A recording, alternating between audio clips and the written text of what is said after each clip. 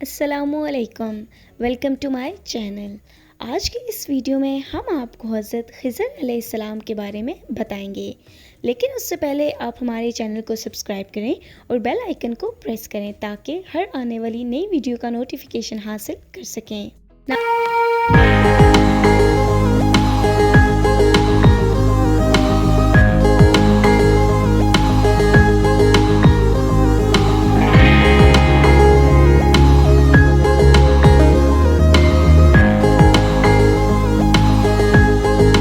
ناظرین کرام، حضرت خضر علیہ السلام کی کنیت ابو العباس ہے اور ان کا نام بلیہ ہے اور خضر ان کا لقب ہے۔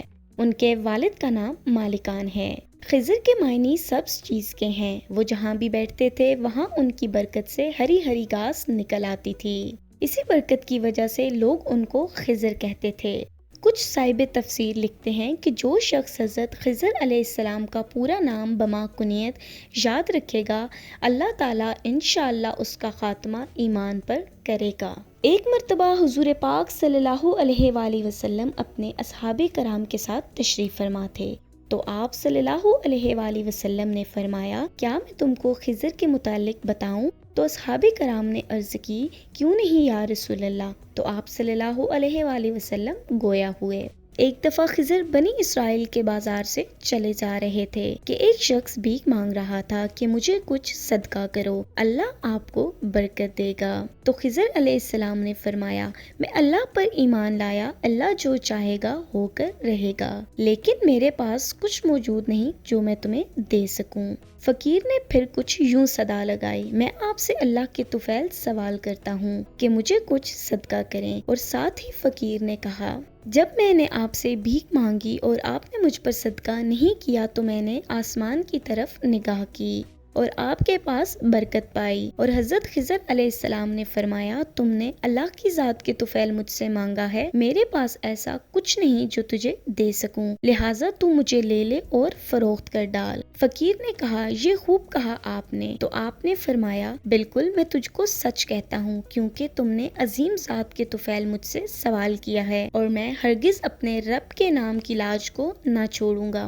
حضور پاک صلی اللہ علیہ وآلہ وسلم نے فرمایا کہ پھر اس مسکین نے ان کو بازار لے جا کر 4000 درہم میں فروخت کر ڈالا، اور آپ ایک زمانہ اسی خریدار کے پاس بغیر کسی کام کاج کے رہے، اور ایک دن خریدار سے کہنے لگے کہ آپ نے مجھے کسی کام کے لیے ہی خریدا ہوگا، اس لیے آپ مجھے کسی کام کا حکم دیں۔ تو خریدار کہنے لگا کہ مجھے ناگوار لگتا ہے کہ میں آپ پر بوجھ ڈالوں، کیونکہ آپ ایک عمر رسیدہ بزرگ ہیں، لیکن آپ نے فرمایا، مجھے بالکل برا محسوس نہیں ہوگا، آپ مجھے حکم دیں۔ تو خریدار نے کہا کہ پھر آپ ایک پتھر کو اپنی جگہ سے دوسری جگہ منتقل کر دیں، جبکہ پتھر اتنا بھاری تھا کہ 6 آدمی مل کر اس کو دوسری جگہ منتقل کرتے تھے۔ خریدار کسی کام سے باہر گیا اور واپس آیا تو دیکھا کہ پتھر اپنی جگہ سے دوسری جگہ منتقل ہو چکا ہے۔